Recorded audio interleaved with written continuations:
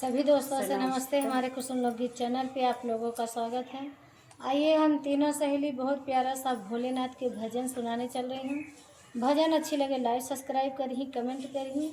देखा कि भोलेनाथ के दिन चला था, अब भोलेनाथ के मंदिर पे हम बच्चे भजन सुनाने चलते हैं। हम बच्चे तीनों जने सहेली रहने वाली हूँ। जिला प्रयागराज, तहसील करछना, ग्राम सभा महोरी की रहने वाली हूँ। और तीनों सहेली एक ही वीडियो पे काम करती हूँ। आप लोग के हाथ जोड़ के विनती बा कि आप लोग सपोर्ट करें।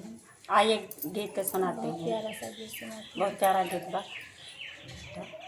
कल जुगवा में शिव गुरु आ गई